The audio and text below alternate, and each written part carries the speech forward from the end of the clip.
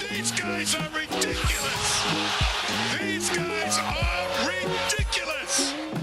Now, how about them damn Celtics? And we are back with another episode of How About Them Celtics. Sam and I are here recording on Tuesday, October 25th, the day after the Celtics lost to the Bulls, which we will get into. I did want to ask you first, though. On the last show, I asked you, or I recommended that you tried the peanut butter cup coffee at Dunkin', and you texted me today about it, but I wanted your thoughts because you didn't really tell me what you thought about the coffee. Yeah, okay. So, oh, Jesus. Okay. Nice voice crack to start the show. Beautiful. I know. Love it. Man. I brought the water up here and I didn't drink it, and now I regret not drinking it. So I'm on my merry way into work today after the morning routine. Tuesdays and Wednesdays I do not stop at the local coffee shop. I go to Dunkin'. Need the drive-through, need the convenience of time. So I said, you know what? Jack was talking up this peanut butter coffee. I'll try it. Good, man. Despite it being a dessert. A little bit. A little bit. So anyway, I go to the drive-thru, I order it. Fine. Get my sandwich. Fine. They hand me the coffee. The thing is orange. It's orange. An orange coffee. Yes. It's like a Reese's. You gotta mix it up. You mix it up a little. Come on. It's like a Reese's, but it's like the wrapper part. Like the outside orange wrapper. It's very orange. It's good, though. It was good. It's fine. Good. See, I got it as a hot coffee today because it was a little chilly out. I know, but I enjoyed it. Hot coffee's good. Anyways. I don't do the hot coffee, man. You can't do hot coffee because you can't drink it. I am a sprinter when it comes to eating, drinking, whatever it is. I always eat fast. Am too. I drink fast. I go super fast. But that's why you leave it for a sec. Like by the time you get home with the coffee, it's not boiling hot anymore. You get in the house, you sit there, and you drink it a little bit. But once it's cooled off enough, you can take the big gulps like the iced coffee. Yeah, I enjoy it. It's nice when it's colder out. Dude, I am not going to get a coffee and then coming home. All right, sure, fine. Well, that home is where I work at home, so yeah, like that's the difference. By the time you get to your destination, I do come home on Mondays and Fridays with coffee. But by the time you get to your destination, it's not as hot. Anyways, we have plenty to talk about because the Celtics finally gave us something to talk about. Unfortunately, it's not necessarily positive. They were up by 19 in the first quarter against the Chicago Bulls on Monday night, and then they fell and were down by 40. Or not, sorry, it was a 40-point swing, I should say. They were down by 20. If they were down by 40, that'd be a lot worse. But it was pretty bad regardless. I'll just get your initial thoughts to the loss because it was bad. It was ugly. Yeah, tell me if you heard this before. The Celtics blow a 19-point lead to Chicago early in the season. Last year, we had the same discussion, except it was at home, and it was in the fourth quarter, so it was kind of worse. Yeah, it was worse. When you do it in the fourth quarter, it's even worse. Worse, yeah. But yesterday's game was just a disaster. You come out, you're making everything. I even said to my dad, who I was watching the game with, I was like, they're going to lose this game because everything was going right for them to get up early. The only thing that had me doubting it was like, well, like their lead is big enough to where it's like, even if everything wasn't going their way, they'd be all right. It's really scary if you're shooting 8 of 9 from 3 and the other team is missing everything and you're only up like 5. But they were up 19. So I was like, we'll see. And I have coined the term Celtics insurance, which, if you don't know, is live betting the other team when the Celtics are up big.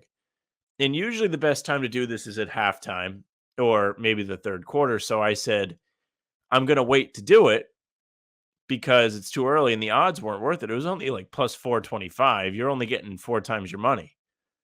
Oftentimes you take it, it's like 1,600. That's where you want to hit it at. So I was like, all right, I'll wait. And by halftime, were they losing? Yeah, they were down big at half. I think they were losing at half, yeah. Yeah. So they did that all real quick. Very impressive. They wasted no time. They started chucking threes every possession, which is defensible for a little bit because that's what they were doing early and they were all dropping. So what do you expect? Well, I'll say, and we'll get into it, it's defensible when they're good threes. The threes at the start of the game were good threes in the flow of the offense. The threes they were chucking up at the end of the game were, oh my God, we're losing. Let's throw up a three, which I is what agree. you saw from them at the start of last year. But anyway, sorry. I was Continue. going to complain about the threes because Yeah. that's one of my biggest gripes all the time is when they're taking threes, and it's not working and they don't really change anything and they just continue to do it and the lead continues to grow for the other team. They really didn't adjust at all. They cut the lead to 3 in the third quarter, which was good for them, but then they immediately went back to playing poorly, getting punked. Like Chicago turned up the intensity. Billy Donovan took out the entire lineup that was in, put in 5 brand new guys, and ever since he did that, the tide turned. Mhm. The Celtics had no answer. The defensive intensity Chicago was bringing was good. They were getting out on threes. It almost was like they were switching everything, or the rotations were just up. Caruso was huge for them. Yeah. He came in and changed things. And the Celtics did nothing. They did nothing about it. Mazzulla didn't call timeout, Yeah. which who knows when this is really going to become a problem, because I feel like It's a problem now. no, as ugly as yesterday was, it doesn't seem like the kind of thing that's going to be a pattern. It's been a pattern, though, and I know No, it's been 4 games. I mean it hurting them. Oh, sure, but where they play that bad. through the first few games, he hasn't called timeouts when you'd normally see a coach do it. Like, I saw a stat, it was Billy Donovan called 2 timeouts in the first quarter, got his team on track. It took Mazzulla a 30-9 run or something like that against the Celtics to call his first timeout. You saw it against the Heat, some dangerous plays, not getting Jalen in the game, not cutting that, run by Miami. You saw it against Orlando. He actually called the timeout in Orlando before 3 minutes and made a joke about it, but it's far from the reason the Celtics lost against the Bulls. But he should call more timeouts. If he's got them, you don't like just not use them for the sake of not using them. And I understand they don't roll over. Yeah, exactly. I understand it's the not thought like days off. He's gonna have like 1 million in the playoffs. He's like, I'm a genius. Yeah. No, but like I understand the thought process of wanting to let the team work through it because they are talented enough to do it, but there's got to be a point where he just cuts them off and tries to regroup and, recompose his team. I don't know if recompose is a word, but, get composure back. And against the Bulls, there was none of that. The Bulls went on giant run after giant run after giant run, and the timeouts just came far too late to stop them at a point where the Celtics could regain that composure. That's the word I was looking for the whole time. So yeah, they certainly lost their composure. I mean, Mazzulla got ejected, Grant got ejected. Let's talk about that. Let's go to that now. What do you want to start with? The Tatum tech. We'll go in order. The Tatum tech was first. Oh, I forgot about the Tatum tech. Exactly. I mean, that's what led to the Mazzulla ejection. Mm-hmm. Tatum got a tech for waving off the official after a call that he disagreed with, which is a tech, right? Like whether or not you agree with it, if you wave off an official, they hold the right to give you a tech because they established that they're going to give you a tech for that. You get a tech for that in the preseason. So it was a tech. He waved off the official, picked it up, whatever. A couple minutes later, however many possessions, I don't know the exact timing. I think it was actually 7:30 when Tatum got his tech to the Mazzulla ejection. It was 4:30 in the third quarter. Nikola Vucevic was mad after he got called for a foul, so he took the ball and he sort of thrashed it through the air out of anger, which Tatum thought was similar to what he did, which I understand it being similar to what Tatum did. I will say the one difference is one action is directed at an official and the other's not, so that I can understand the interpretation, but they were very similar, so it's easy to see why Tatum was mad as well. Tatum argued with the refs. Mazzulla backed his guy, came on the court, started arguing. Mark Davis teed him up. Mazzulla did not leave the court and got a second tee in pretty quick succession and got ejected for that. The pool report after the game, Mark Davis explained that he didn't leave the court quick enough. Like he teed him up and he told him to get off the court, and Mazzulla didn't, which sure. I mean, fair enough. They sounded pretty quick on the broadcast, but it is what it is at that point. They were quick. They were very quick. But on top of that, after the game, Mazzulla said he wasn't even talking to Mark Davis. He didn't curse or anything. So it is what it is. It seemed pretty quick succession, the text, but I mean, if you don't get off the court when you're told to get off the court, you kind of leaving yourself up to it. And Mazzulla himself said he needs to stay more composed. I'll tell you what, though, Mazzulla getting tossed was absolutely hilarious because he looks furious. And he's not like screaming or anything. He's just walking off the court. He's like confused and mad. Yeah, he's like walking off with like a big like grimace on his face, and he's just looking. He's not blinking, and he's like looking at the ground. He looked like a little kid that got told to go to timeout. Yeah, it's brutal. Did he deserve it? We didn't really get a clear view of what happened from what Mark Davis said. Like I said, if you don't do what the ref tells you to do, like you're leaving yourself up for that ejection. Were they quick? Probably, but you got to listen. If he tells you to get off the court to stop complaining and you don't, then you're kind of leaving yourself liable to get ejected at that point. So it is what it is. I was afraid Tatum was going to pick up another tech and get ejected there too. Celtics were not happy with the calls. And then we can go right into the Grant one if you want, because mine as well. Yeah, we're on the around 8:30 in the fourth quarter, I think. There had been a few possessions in a row where the Celtics didn't agree with the call. Zach LaVine drives to the hoop.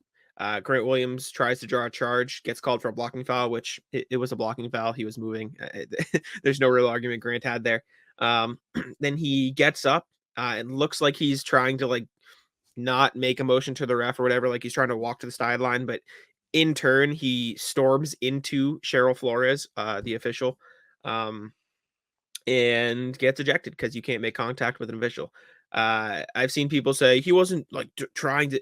If you make contact with an official, you're going to get ejected. He was angrily storming towards the sideline, and he ran into an official. That's worthy of an ejection. And it was coming. Grant was going to get ejected from that game. From the way he was acting and the way he was arguing, he deserved to get ejected from that game. You know, I'm the biggest Grant fan. Everyone on Twitter, everyone listening to this knows I'm a Grant fan. He's got to stop.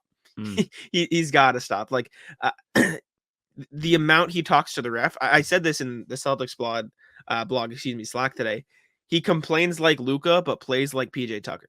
You can't do that, right? And I love Grant. That's coming from a Grant fan. Like there comes a point where you just have to stay composed. Marcus Smart talked about it after the game. I love Grant. That's the one area where he just needs to, chill out a little bit. So it was tough.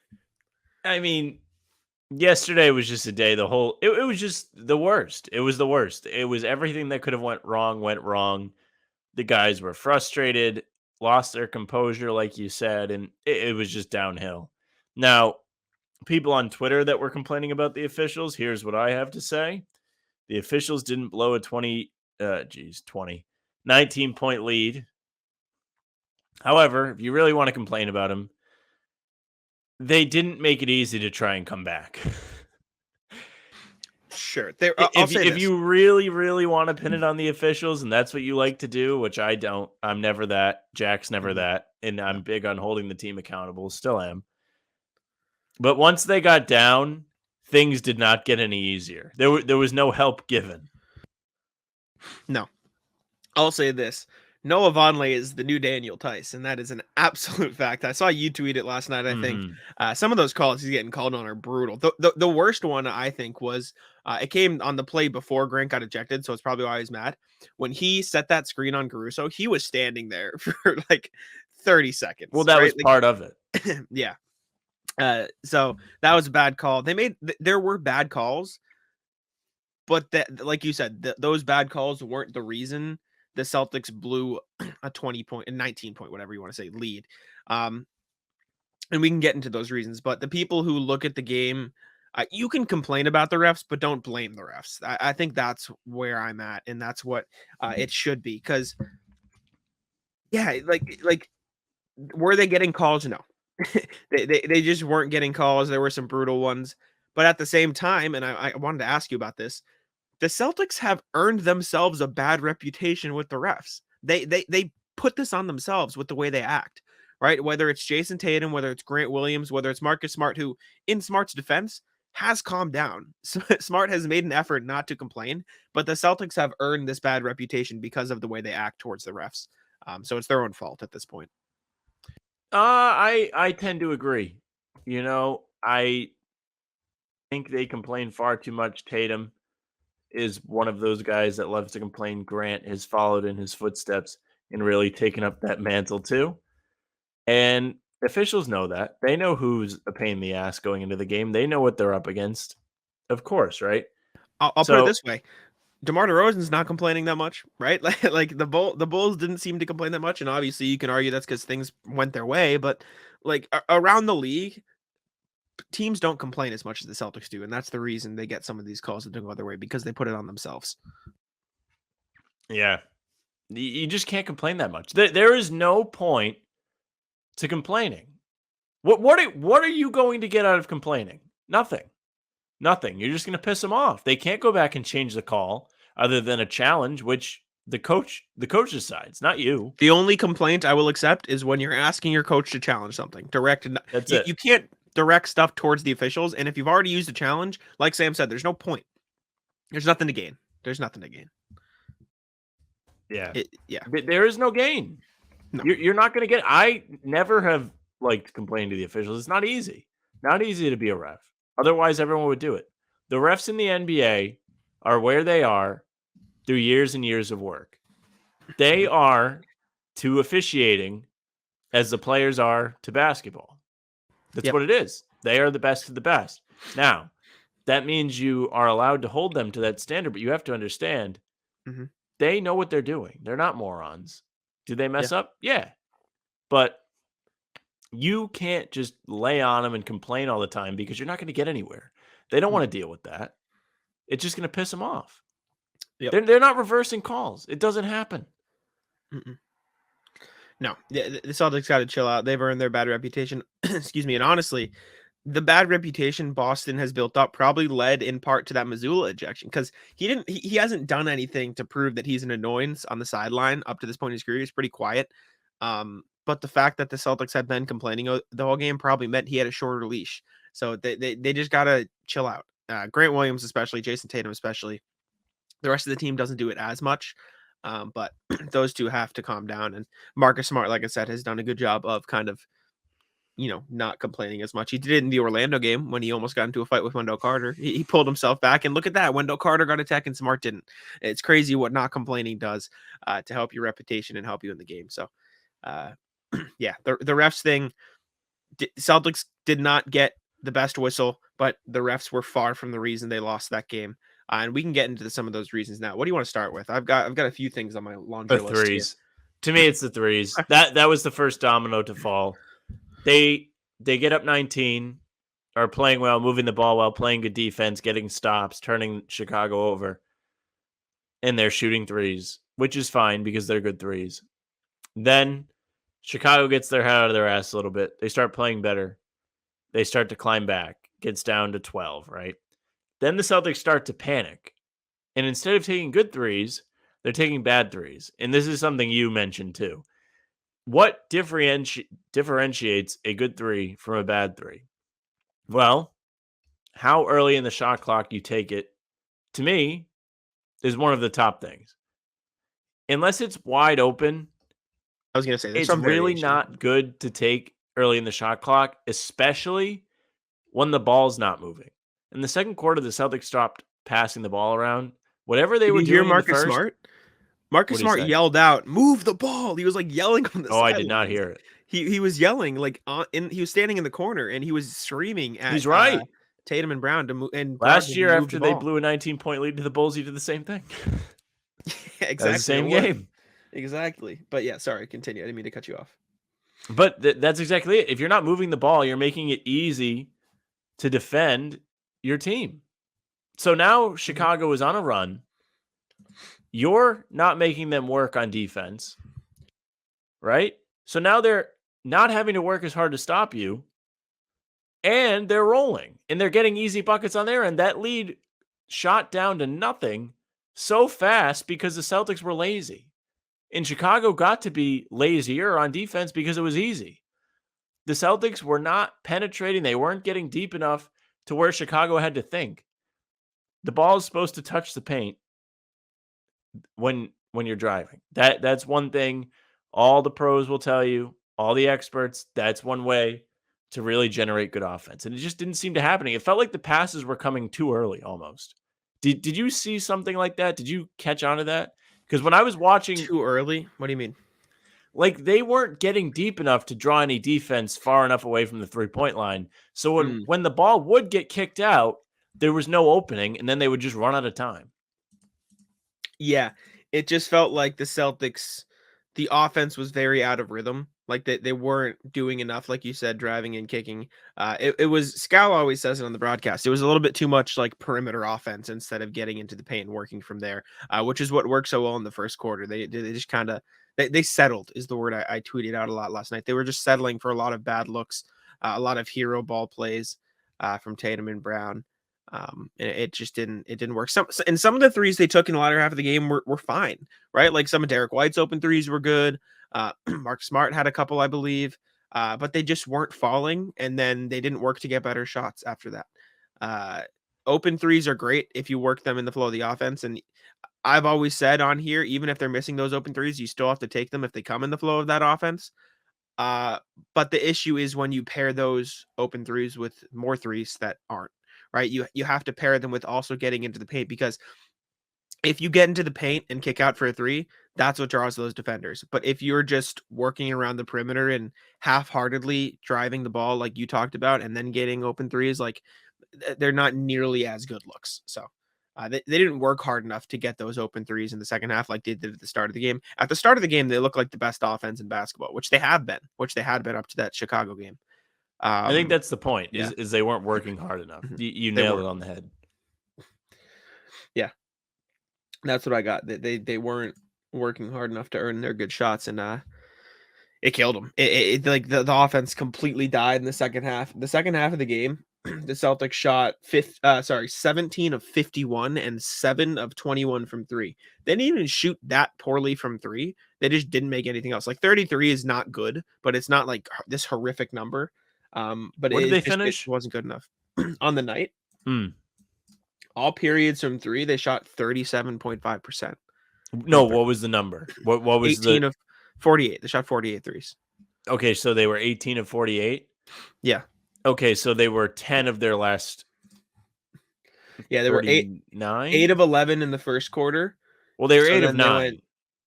They went 10 Start. of 37.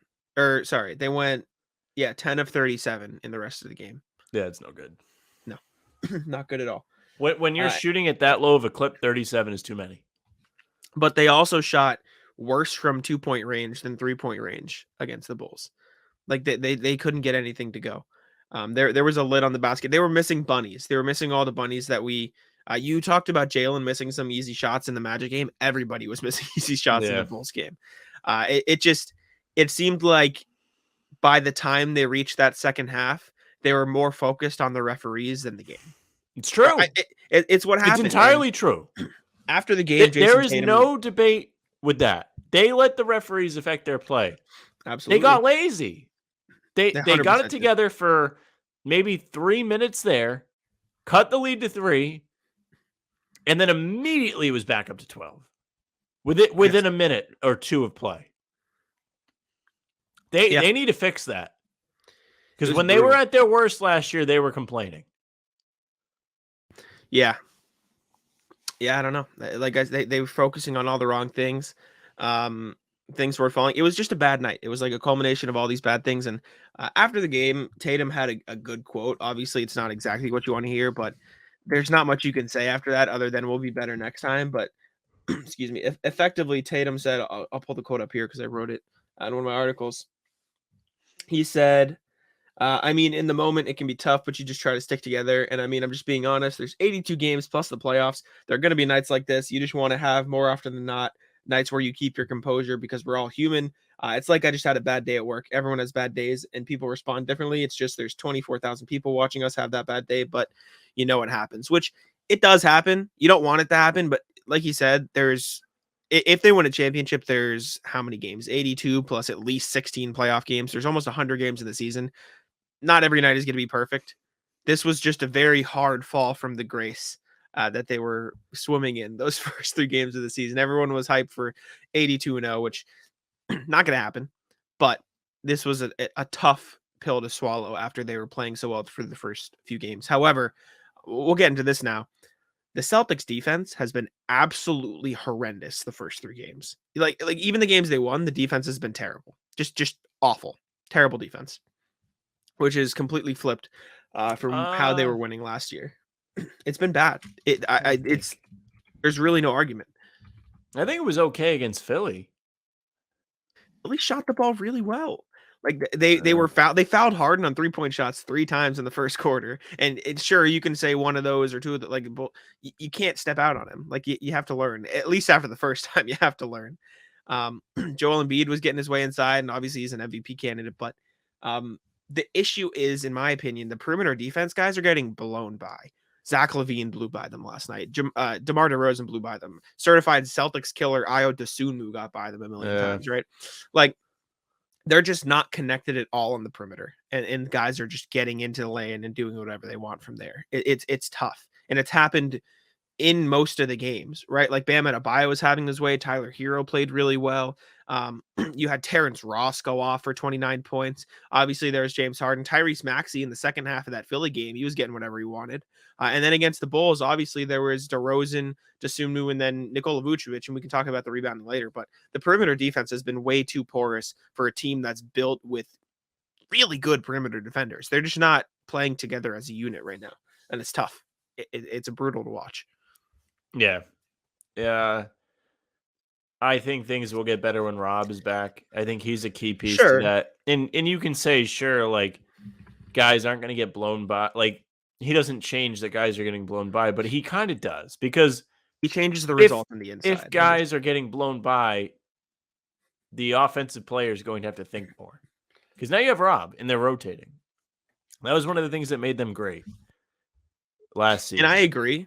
Rob will help, but I don't think it's fair to use his absence as a crutch to have a terrible defense. They have the 7th worst defense in the NBA right now. Like, is there a way for you to look at how much time they spent playing defense yesterday compared to Chicago? Because they definitely spent some extra time on the defensive end because of all those offensive rebounds they gave up. Once it goes out to the second or third time where you have to try and get a stop, it gets frustrating. Not that every time they get an offensive rebound, it's getting kicked out and the offense is getting reset. That's not happening. But it becomes tedious. I mean, you lose your concentration, you lose your energy. The more time you have to buckle down and play defense, the more possessions you have to defend, the harder it gets. And last night, they gave Chicago plenty of extra possessions. I don't know if I can find specific defense time. In my search, though, I did find a funny stat. The Utah Jazz have played on average 50.5 minutes per game this season because they've gone to overtime like 3 times. Wow. But I don't believe I can see a time on defense stat. But I know what you're saying. It's okay. It's just another thing that factors in. Last night, you can chalk it up to them losing their concentration. At the end of the day, that's what it is. They lost their composure. They weren't concentrating because they got upset with the officials. They stopped playing well because they were playing so well that everything was coming easy, and then they dropped back their effort. And then it stopped being easy. Shots stopped falling, and Chicago got right back into the game. And then the officials took over, at least in their headspace. And then they couldn't concentrate. It was just a nightmare game. Yes. I will say I don't care because the defense has been bad. What'd you say? What'd you say? I was saying I don't. What was the last thing I said? You finished your statement. I thought you said something in the middle there, but yes, the composure was the issue against Chicago, but I don't think there's much excusing their defensive efforts so far this season. I mean, you heard Mazzulla talk about it against. I think it was after the Orlando game where he said they weren't connected. They weren't hitting the rotations fast enough. They just seem off. They're getting blown by way too much for how talented those guys are. I mean, we're talking about a starting 5, or excuse me, I'll say a starting 4 of perimeter defenders that include Marcus Smart, the defensive player of the year. Derek White, Jaylen Brown, and Jason Tatum all are top-notch defenders with Malcolm Brogdon and Grant Williams off the bench. Like, they have good defenders in this lineup, and they're playing bad as a unit. Like, there's something wrong with the scheme, and I need to talk about this. Why are they dropping so far back?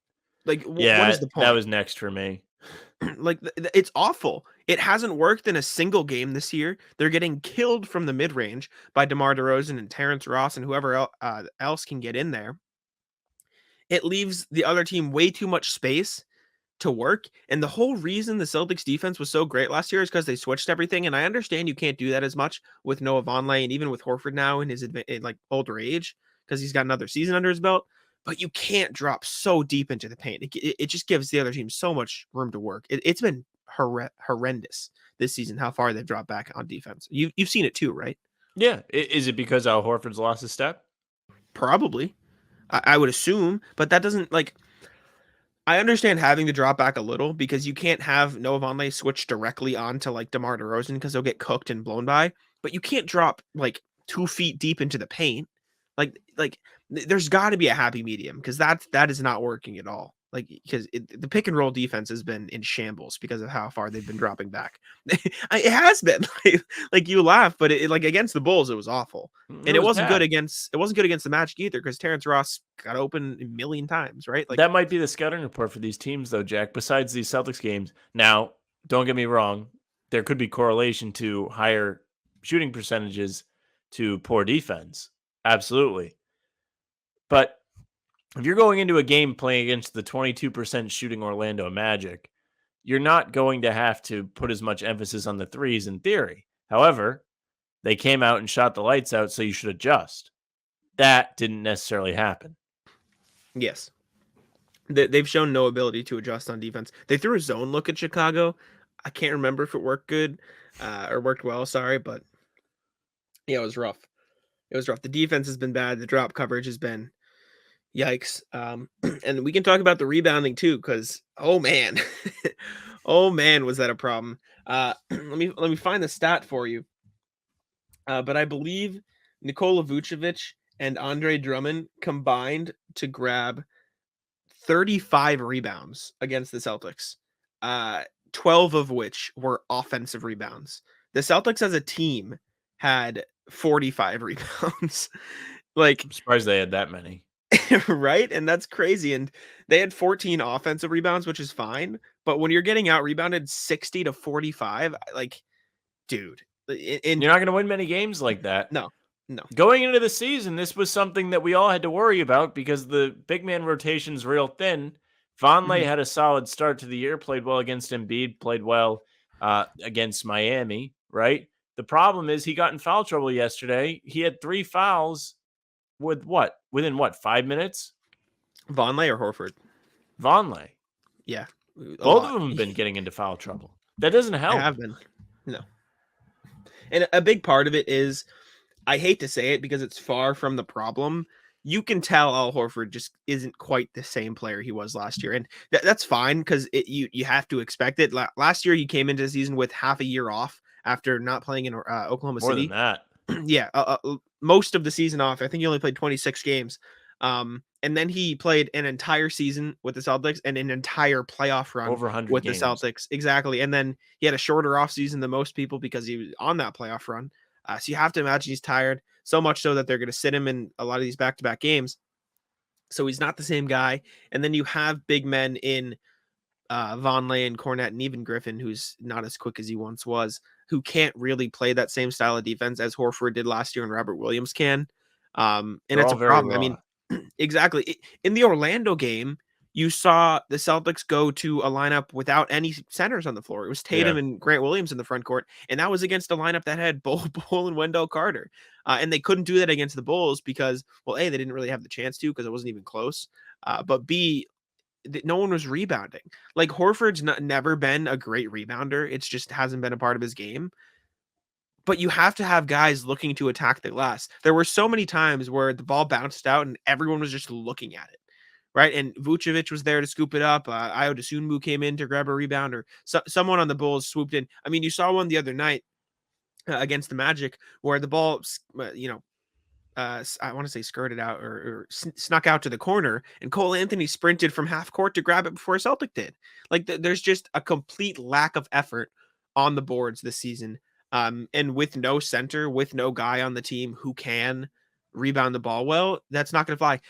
As sad as this is, the Celtics' best rebounders in the last 5 years have been Tristan Thompson and Ennis Freedom. That's sad, especially when you have guys capable of crashing the glass. Like, it's got to be a team effort. Like, there's no excuse for the rebounds at this point. It's infuriating. I think part of this has to be on the team too, the organization, because you knew Al Horford was going to be old. You knew it. You knew he's not getting any younger. Fine. He makes a lot of money. Fine. He deserves it. You knew that Rob did not have the best knee, to say the least. I mean, you knew after the playoff run, it wasn't 100%. Why wait the entire offseason for him to have surgery? Yeah. Why? I don't care if that was the plan. Why was it the plan? I'm pretty sure I saw something like this, and do not quote me because I'm not 100% sure. I think Rob came out and said it was fine most of the offseason, but then once he got back in, to the heavy training camp, it started, hurting him again. So I don't think it was necessarily we're going to wait. I think it was just unfortunate, but I completely understand your point. Well, I don't know. I saw things. Now, you could be right, but I saw things saying the team had an agreement that if it wasn't better by, I don't know, let's say September, that he would have surgery. Now, why would that be the plan? I saw those reports too, and I don't know. I hope it's not true, because you can't be that dumb. Why would you waste all this time where you're not playing basketball and just have him sit there and not get healthier and not get surgery and have to miss time? Unless you really just don't want him playing games to rest him to where he's fresher as the season goes on, I guess. Maybe. Okay, that's happening. Al's old. Why didn't you work harder to bring in somebody? Why? I mean, you had the whole offseason. You knew what the situation was. You knew Tice was gone. And even then, Tice wasn't the greatest backup. He was fine. No. He gave you things that both of Horford and Williams gave you, a little bit of a mix, but he wasn't as good at them. I mean, you could have worked. Thomas Bryant was unfortunate. That was somebody that was heavily rumored that would come here. He wanted to go start for the Lakers. They didn't get Thomas Bryant. Andre Drummond was out there. He's not a prize. He's not the greatest.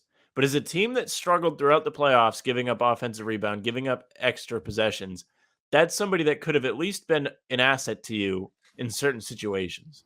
Now, you have to take into account maybe he wanted a more defined role. There are all these other options out there that have been being thrown around all summer. None of them were huge stars. None of them were easy fixes. But there were guys that you could have brought in instead of just letting it be. They did nothing. Before Blake Griffin came around, before it came out that Gallinari was injured, they weren't going to do anything. Yeah. I mean, in hindsight, it was bad, and there were other guys out there. You could argue that they should have used. I mean, the one argument I can make for it, and I'm going to play devil's advocate in a second, is maybe they should have just had the confidence in Sam Hauser to play that position and use their MLE on a center, instead of Danilo Gallinari. Maybe you go after somebody like Andre Drummond, like you said. You could have brought in, you could have made a run at Isaiah Hartenstein to be the backup, but you don't know if he would have enjoyed that. There weren't a ton of great center options that would have been affordable to the Celtics this season. So you give him somewhat a pass, in that regard, I suppose. But it's tough right now. Maybe you bring in Boogie Cousins and appease all those people who have wanted him for years, but I don't even think he'd solve the rebounding issues completely. Yeah, I don't know. The devil's advocate point I was going to make is if Rob's knee truly did start to flare up, they didn't really have time or, available people to sign at that point. You should have known. Sure.